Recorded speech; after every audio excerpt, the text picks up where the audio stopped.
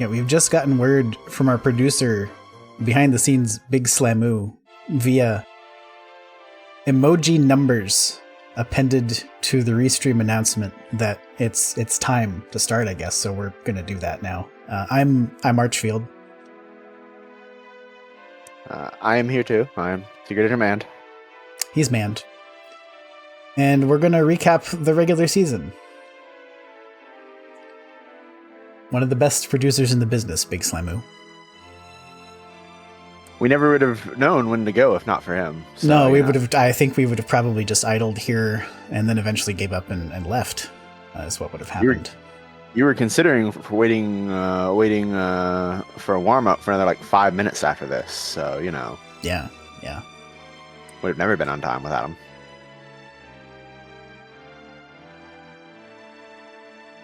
All right, so since the last time we met, we did a recap stream. We did the top 2 restreams for round 1 and round 2 of the regular season of this event. And that was good. And I wish we could have done more of that. But speaking only for myself, my schedule's been quite compressed lately and I wasn't really able to do that. Never mind the logistical hurdles presented by round 3, which we'll talk about in a minute. But what we're going to do here for this recap stream, we're just basically going to take a look at times. We're going to set up the playoffs for you. We'll do a quick review of, just probably talk about the seeds a little bit from rounds 3 through 5, I think, is the plan. If there are any co-opers in chat, welcome in. If there are any viewers in chat, you won't see a race today, but you will at least get up to speed. And then I think what we're going to do, I hatched a plan last night, actually, to feature a lot of the really close races that we could kind of put together throughout, especially rounds 3 through 5, but really just to give everybody a chance to get a vodcast up. So I think with the time I have available this week, that's something we can probably make happen. And I'm looking forward to that. But welcome in, everybody. We're going to talk about the Co-op Challenge Cup. If you are not familiar, I'm going to review a little bit quickly. We had 10 teams enter this iteration of the tournament.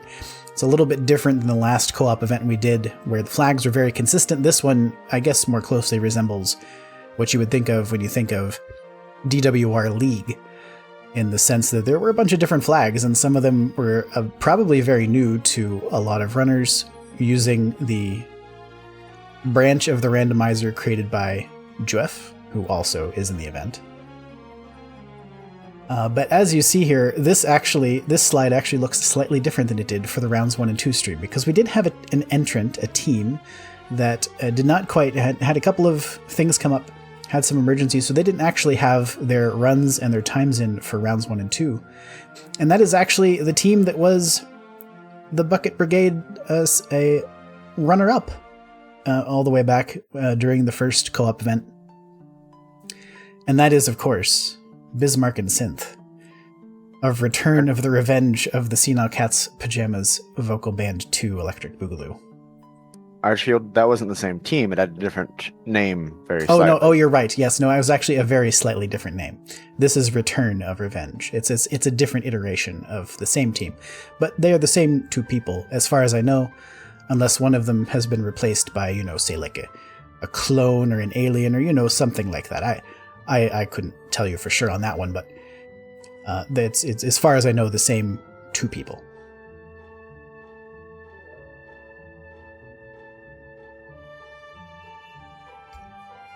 So anyway, these are round 1 results. Unfortunately, we had, for the sake of time, we in the different standings pages, we will be abbreviating Return's team name, because otherwise the stream would go for approximately 5 more minutes than it would otherwise, and we don't have that kind of time today. So these are round 1 results. If you had not seen them before, these are those results. This was a fairly standard seed. This will be the same flag set that will be used in the playoffs, so whether or not this is indicative of anything that we will see in the playoffs remains to be seen. But just a real quick look at that. After round 1, the standings looked like this. Straight up and down, 5 through 1. The scoring just goes like that. 2 different conferences that were randomized at the beginning of the tournament. And This is where we were after round 1. Then our round 2 results also now with return included. So this was the spoiler log seed. This was the routed seed. So these are the times for that. And of course, all of these will be posted to the leaderboard that is already present on Discord. We'll provide the link for that here toward the end of the stream. When we switch that over, because for right now, all of the round 5 scores and times are still obscured. Although if you're out there, you've probably been kind of peeking around at that as we go through things anyway. So after round 2, based on those times, standings shifted just a little bit. As you'll see in the sum column there, the total lowest score is dropped at the end of the round. With the conferences as small as they are, not particularly meaningful, but it could still end up being meaningful by the end here. Moody Two Hooves moving up 1 spot there, as does Race Fast Save Car, which is us. So It is? yeah, I think. I don't remember. We should go through this really quickly, just because I didn't mention it at the time. But the Alfgard conference there, Surf and Turf, that's Big Slamu and Nimin Va. Destorius Duo. Sorry, I didn't. Did you have something to? I thought we were gonna, switch off, but Oh, you're just. Oh, you want do it to? all. No. Why don't you do this one, and then we'll take turns.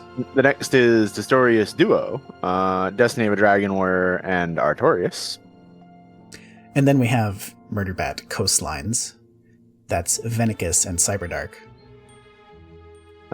And next up is Moody Two Hooves, the wonderfully named team of Dr. Moo Cows and Hoodie Two Shoes. I nearly said Hoodie Two Hooves, but I will keep them straight. I keep doing that, so I'm glad you took that one, because I keep trying to say Hoodie Two Hooves, and that's not the name. That's one of the people, but it's not the name. Nightmare Ninjas, actually, I think this is also a really subtly good name. This is the American Dweem and Edge Talvaron, who of course often uses the Ninja Edge from Final Fantasy IV as his avatar. So the Nightmare Ninjas, thought that was a nice way to work in the Dweem aspect of that with the ninja aspect of that. Indeed. We also have Wraithchild, Metal Dream, and Dragolf. Oog and RG, whose name speaks for itself. Indeed. We have Race Fast Save Car, which are two bozos that don't matter. To be clear. Can-Am Surprise, which was surprising. Juef and Camion Renikai, who I believe is in his first DWR event. And then you get the last one. So from the acronym, can you accurately remember the name of our final entrant in the standings? Return of the Revenge of the Senile Cat's Pajamas. VB? It wasn't like volume. Oh. I thought it was like version. It's. Do you want? It's vocal band. You did very well. Vocal band. Yeah, vocal band. Yes. Vocal band to Electric Boogaloo. Yes, Electric Boogaloo was easy to remember. That part's at the end. That was pretty good. You got through that pretty well, so I'm pleased by that. So those are our teams, of course. After round 2, round 3. So this is one that will not have appeared on stream yet, and I will say, the usual squared here. This is the same flags as round 1, but each member of each team is actually just running a different seed because the Lua is totally agnostic about what is going on. It's just transferring numbers back and forth. It doesn't know what's happening, so you can just play a different seed for each team member. And the thing about this one, and this was sort of what led, in part at least, what led to doing more of a recap stream today, because the logistical hurdles for doing this are actually quite substantial. Of course, in the tracker, you can only load one ROM. So you're talking probably at minimum 2.5 hours of pre-production on this one to do some pre-tracking and then cropping and some just sort of chicanery to get everything to work on stream. So that wasn't going to happen, and instead opted to go this direction with the recap stream, and these were two very different seeds. Just very different seeds. One there was one there was kind of a swamp at the start. You kind of got locked in. The stats weren't great for that player, I don't think. And then that same seed had kind of huge strength and everything else. It was really really quite something. One seed was basically great on resources, terrible on everything else. The other one was absurd on strength and HP, and terrible on everything else. So, technically there were differences with agility, I believe. And of course, at the end of the seed, one of the things that was pretty interesting that came into play is that one seed, perhaps the person who might be Go, didn't know where Charlock was or didn't know where to explore for it. So we saw a little bit of that at the end of this one too, where the player that was decided, and depending, I think there was actually a lot in this seed that depended on which builds which player chose, because if the builds were kind of off for the seed that you were on, you maybe weren't Go yet. And if it was opposite, then it was maybe not the case, and that was just down a little bit to chance. Yeah, the builds and how you decided to handle them really came into it potentially this week. That said, part of what? Oh, try reloading. Parts of this slide didn't load. Hold on, let me queue up the girl from Ipanema. Some elevator music. Well,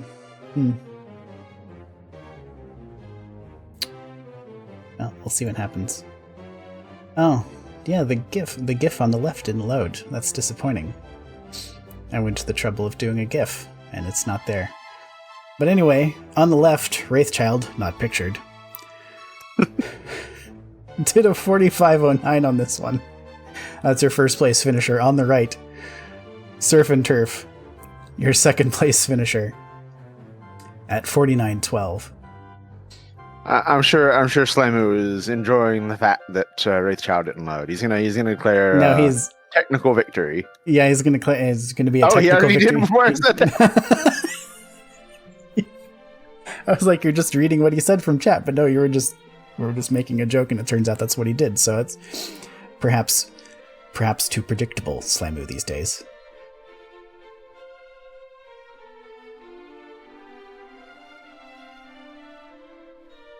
But here are your full round 3 results. Wraithchild at 4509, Surf and Turf 4912, and then very close behind Race Fast Safe Car. It's in about 45 seconds, 4958.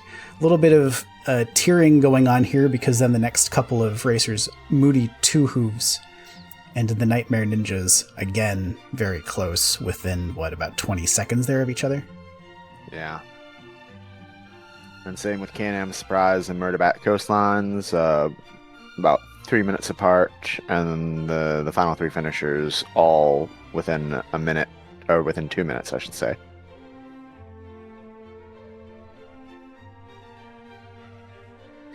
So those are your round 3 results, and then we'll kind of step through this standings by standings. So after round 3, a little bit of movement in the Torlin Conference. Race Fast Safe Car moves up on the strength of that finish. In round 3, Oog and RG slide down a little bit, but things still very close, and everybody, of course, still in it here after round 3. Going into round 4, which introduces really just kind of a whole lot of new stuff. Indeed. So we have Disguised Dragon Lord, meaning the Dragon Lord will be an NPC somewhere out in the wilds, or technically an NPC somewhere in Charlock, potentially. We have Return being used in combat to escape, Warp Whistle, the Fairy Flute being able to take you from town to town that you've used the inn at, Vendor Shuffle, meaning all the vendors are moved around, no hurt more, and Bonks causing 2 HP of damage. Now, what was interesting about this seed in practice is that I think sort of the big deal for this one is you have to hunt down the armor. Most of the time. And then some of the time, of course, the armor's just in the throne room. Yeah, I know our strategy for the week, not to give huge spoilers, but was basically, find armor, and then honestly, you don't really need to find too much more than that. And it turned out it was pretty hard not to find armor. Yeah, you tripped over it on your way out. Armor was in the throne room on this one, which took out that element and really turned it into who can find the best grind, get on it, get the equipment they need to make it happen, and go from there. And so, in round 4, both teams pictured.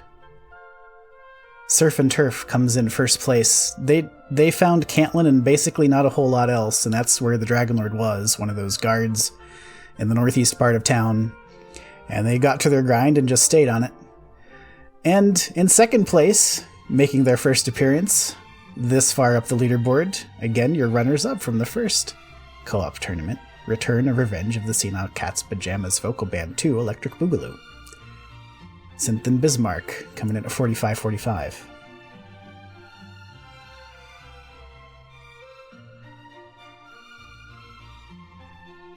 Which I'll note, I recall just before this, I remember seeing them after the week 3, round 3, I should say, seed saying, we should really practice. And they practiced, and they finished second overall. So, eat your Wheaties, kids, is what I'm saying. That's right. Not sponsored.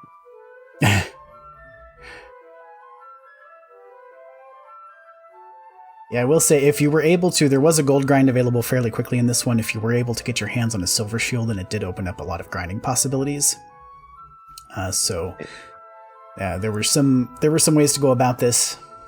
But again, with the armor in the throne room, it did take a little bit of the mystique about the rest of the seed. You did have to do some digging. A lot of teams did end up going. You can talk to the quote-unquote Dragonlord in Charlotte Castle to get a hint on which NPC the Dragonlord is. So we did see some teams do that. And as a consequence, we do have some more striation in the standings for this one. Race Fast Safe Car coming in third place here, 46-10. Destorius at 49.04, and Moody Two Hooves. Two teams in the same conference, separated by a mere 4 seconds in the top half of the table of this one.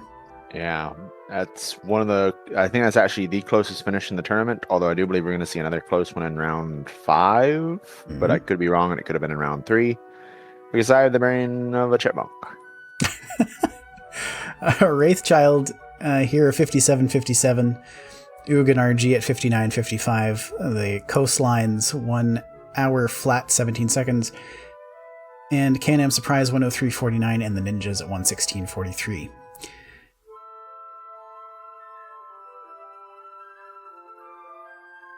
Oh, Arturius noting in chat that there is apparently a DL2 death for Moody. Oh, that's a shame. One of the things that you could do in this one is, if you found yourself in a problem of some description against the Dragonlord, you could use the return spell to leave combat if you still had enough MP left.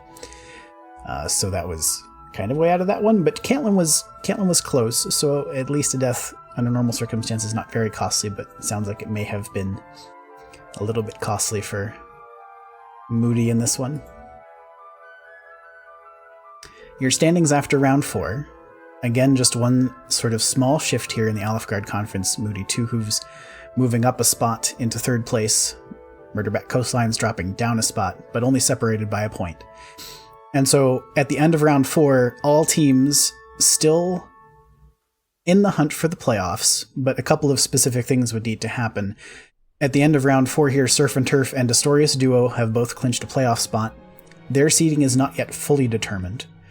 Wraithchild, first seed out of the Torland Conference. Race Fast Safe Car, second seed out of the Torland Conference. Both of those locked up. But this is really interesting. Go ahead. While Torland didn't move any, the bottom 2 moved into a tie. Yes. So Return moving up into a tie, just jumping up with that second place finish overall in round 4, right into the thick of things, 8 points, tied with Can-Am Surprise. So the way this would have to work is as follows. In the Alfgard Conference, Nightmare Ninjas are still alive, but they need a first place finish, and they need Murderback Coastlines to finish no higher than 4th in the conference. And there was actually an intriguing potential here for a 3-way tie that would require a tiebreaker race for the last 2 playoff spots. Because if Moody Two Hooves finished in last place, they would have 11 points. And if Murder Bat Coastline finished in 4th place in the conference, they would have 11 points. And if Nightmare Ninjas finished first, they would have 11 points. And according to the rules, if there's a tie on points, then that goes to a tiebreaker race if it's for playoffs, if it's for playoffs position. If it's just for seeding, then that's handled by head-to-head record. But there was a potential, a slim potential for a 3-way tiebreaker race there, or at minimum a 2-way tiebreaker race between Murderback Coastlines and Nightmare Ninjas. Actually. That's not what the rules say. They say that if there is a tie for a place, even if it's for the playoff points, for the playoff spot, it goes to total points. Oh, total points. And Murderback Coastlines in that scenario wouldn't have had a 1, so they'd have had more total points. Oh, that's true. Read the rules, Archfield. No, I didn't know. Wasn't it that... Okay, never mind. So I don't know what I'm talking about. It's fine. I thought there was something in there about that. I could have sworn. There is, but it actually does, I think, say total points are the tiebreaker in both cases, and then it just doesn't move to any more tiebreakers if it's for a playoff point. Whatever. If you're unaware, Archfield literally wrote the rules, which is why I had to do it. Which, yeah, in fairness, that was a while ago now, and I haven't read them since, so that was what I wanted to do. That's why there are even tiebreaker flags in the document, so I guess I just messed that up. Anyway, moving on to round 5. So in round 5, we have Stair Shuffle. So basically all stairs in the game can be in the Stair Shuffle, except for there needs to be a path to the Dragon Lord in Sherlock that only goes on that path, as it were. We have level 1 Radiant to help out with that, so level 1 Radiant will be on level 1. Vendor Shuffle again, and Magic Herbs, which is herbs restoring the same amount of MP that they do HP usually. Yeah, so Magic Herbs in the Stair Shuffle once you have a heal spell. If you have to dig anything, those are actually incredibly helpful. Before that, if you don't have a healing spell, they're not going to do anything much for you other than maybe give you some more ammunition for hurt or hurt more. So there was an interesting dynamic in play in this one too. But for the second round in a row, we had Armor in the Throne Room.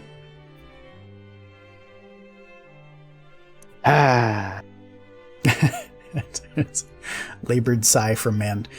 That was pretty big in this one, if only because the 2 big run blockers and any sort of standard seed, the Armored Knight and the Red Dragon, both had deal 2 breath. And also the agility was very low throughout this one.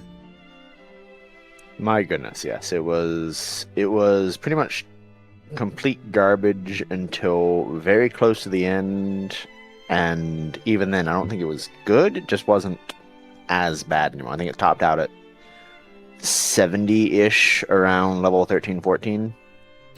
I'm not even sure it was that high around 13-14. I think it was probably a little bit lower than that. Oh yeah. But it depended on what level you went to, and some players decided that the magic herbs were powerful enough that they didn't need to worry about Charlock Shuffle very much, and some teams decided to take some extra levels, and that was sort of a deciding factor in a lot of the times at the top and the end of the table here. Magic Shuffle, your first place finisher, the only sub 50 time race fast safe car, depicted here in a GIF barely surviving to the last quest item in the Stair Shuffle. That was I think a 13 or 14 turn run block against a Red Dragon for man there before we got to that spot. It was terrible. There were great stonemen in this seed, and it was on the Hawksness Spike, so if you found that, we had sleep pretty early, so you could get there. They were worth, something in the 270s, I think.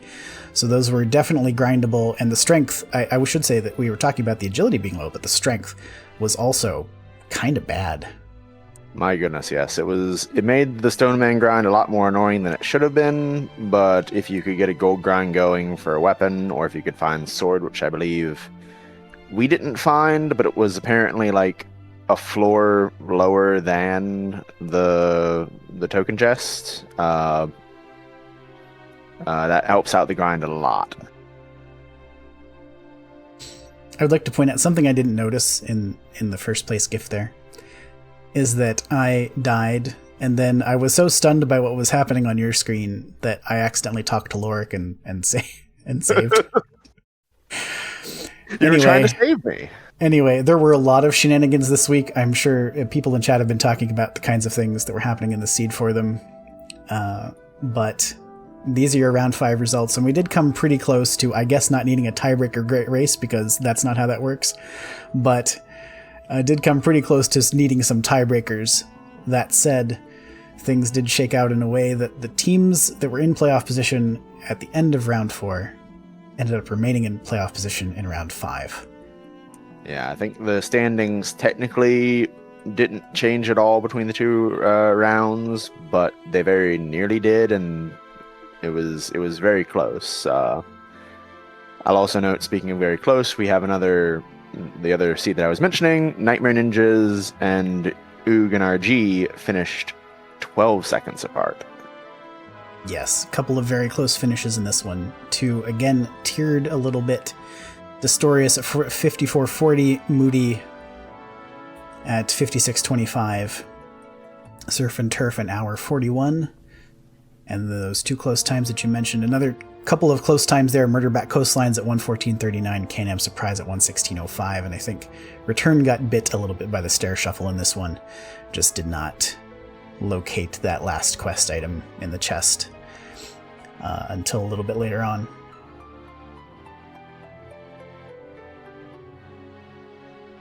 But those are your round 5 results, your final times, final round of the regular season. So your final regular season standings look like this.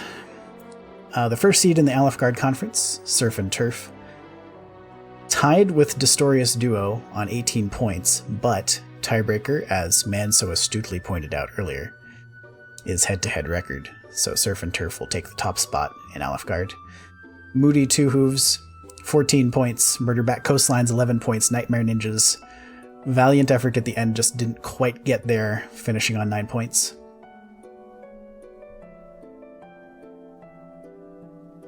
And then in Torland Conference, we have Wraithchild as the top seed at 19, followed by Race Fast Save Car, 2 points behind with 17.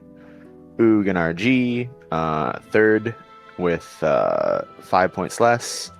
Then Can-Am Surprise, narrowly making it in over Return with 10, and Return having 9. Yeah, so very close at the end, went down to the final round of the regular season, but the playoffs are now set. And the way this works is that the teams are seeded across conferences for this first round of the playoffs. So this is what your top half of the bracket looks like.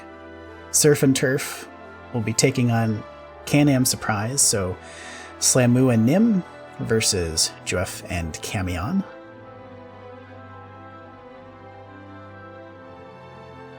And then on the bottom half, we have the number 2 seed from Alfguard, Destorius Duo, facing off against Oog and RG.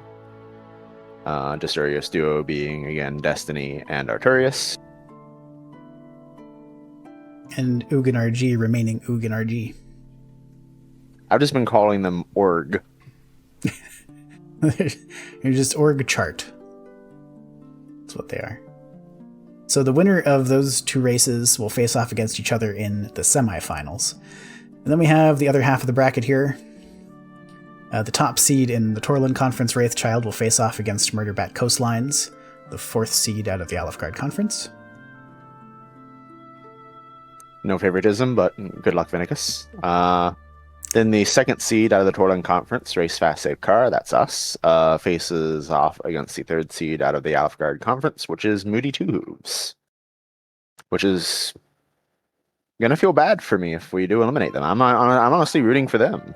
So I'm rooting for them also. It's really any time I lose, it's freeing me up to restream or whatever. So I'm fine with it. Yeah. But that's Moody Two Hooves, of course, Dr. Mookows, and Hoodie Two Shoes. Race Fast Safe Car is us. That's me, Archfield, and you, Mand, who knows the rules better than I do. Me, Archfield, you, Mand. No, that's the backward. You got it backwards. No, I know the rules better there, so I must be Archfield. I don't think that's true.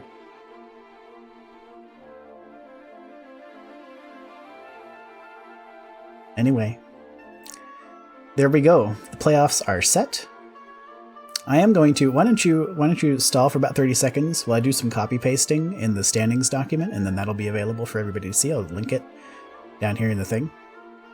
Well, you've already started for most of those seconds, but feel free to schedule as you can. Reminder that the playoffs are not async anymore. They are actually, races, I believe. Archie can correct me on that if I'm wrong. So, I mean, you know the rules better than I do, so this seems like the kind of thing you ought to be on top of. Oh, of course. So it's no longer async, so you will need to actually schedule with your opponents from now on. That said, you only have 2 opponents and 2 U's, so not quite as bad as scheduling as in the regular season would have been. And it's basically just a usual 4-player race that you might encounter in winter tournament, winter league. I know the rules. I don't know the tournament names. Have I stalled for long enough, or should I keep going? No, you're gonna need to give me a. Can you do the soft shoe? Can you dance a little? I mean, nobody will be able to see it, but I have cats that I can throw at you, Archfield. Please remember that.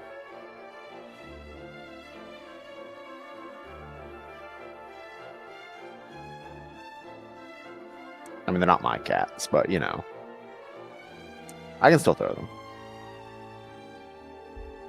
It doesn't sound very nice, to be honest. I mean, they'll land on their feet. You won't, though. Oh, I never land on my feet. Do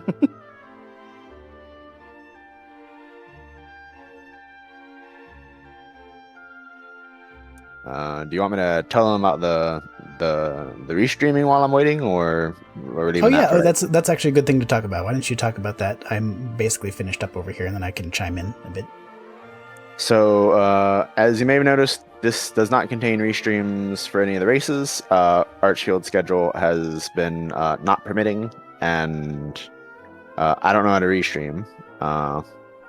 And we can't ask Camion to do literally every restream ever for the remainder of ever, because it turns out that's against labor laws. Yeah, so, we ran into some real snag. We tried very hard to work around all of that, but it didn't. Yeah. The law is very clear. So between that and the fact that, as Archfield mentioned, restreaming round 3 was proving to be a head scratcher, we don't have a restream for you today, but we will be doing vodcast restreams of a bunch of the close matchups, because the other thing we were noticing is we were trying to figure out, hey, which of these should we restream? There are a lot of close matches. We don't just want to restream the same people over and over again. We want to make sure everybody gets their time to shine. And there were so many close finishes in various points and so many important matchups in various points. And then we're like, hey, we could just do vodcasts of this and upload them directly to the YouTubes, apparently.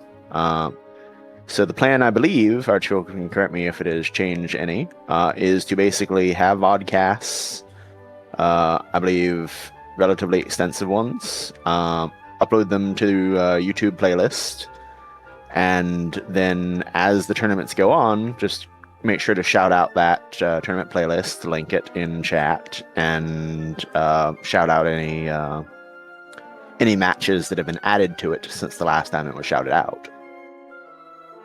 Yeah, I think that's basically the idea. So we want to get everybody a chance to have kind of a side-by-side race, quote unquote, against somebody else from the same round.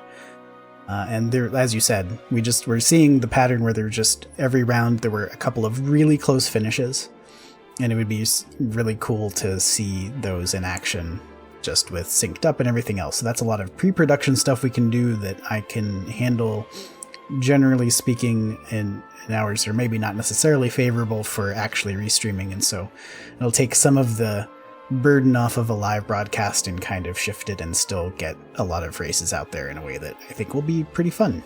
So, and if we end up with some spare time on the channel sometime, I think we perhaps have some other plans for other things too leading up to summer tournament, then we'll maybe get to show some of those as a vodcast live on the channel too. So we'll see how that all shakes out, but we will be updating everybody with I'll kind of recruit behind the scenes if there's anybody out there who was involved with or ran and just wants to do some maybe commentary over their own runs or anything like that. We're still looking at what we can do for commentary, and there's plenty of fun things we can do with that. So we'll keep you posted sometime in the next day or two, get that process kicked off. And in the meantime, as Man said, the playoffs are now underway. So I'll formally DM everybody later. If you're here in chat, you already know who you're facing off against. But if just for the record, I'll go ahead and post for you in Discord who your matchup is against. And then there are certain vagaries of getting set up as a team in race time, and we can put together a little explainer on how that works too, because that's not exactly intuitive, I don't think.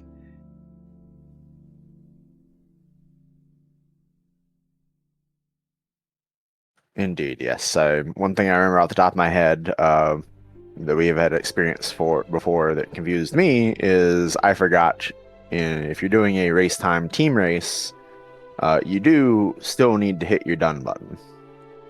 Yes, even if the first person finishes, you both want to kind of hit done at the same time, or else the thing keeps ticking. But we take the top time in any event. So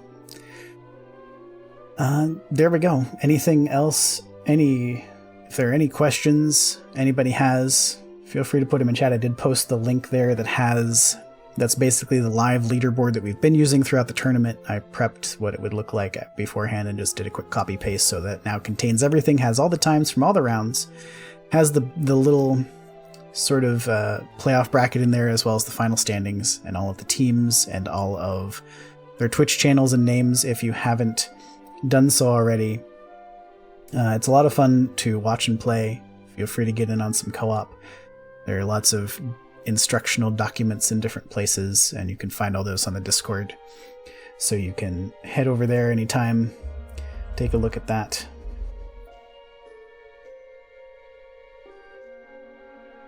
And I think that's probably going to wrap it up for us today. So thanks everybody for coming in and joining us, and for those of you in the playoffs, good luck to you.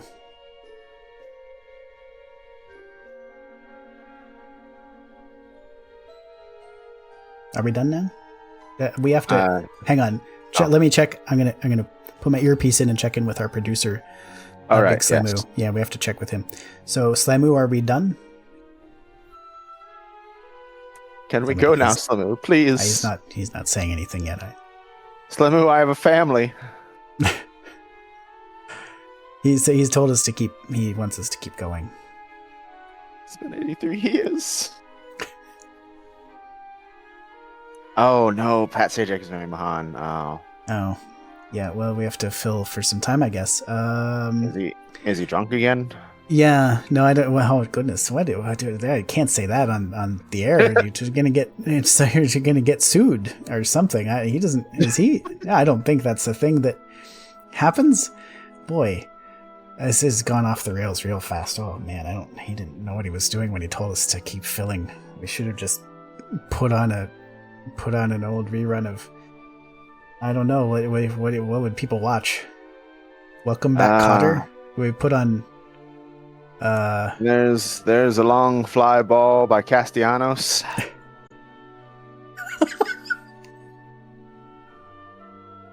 Good night, everybody.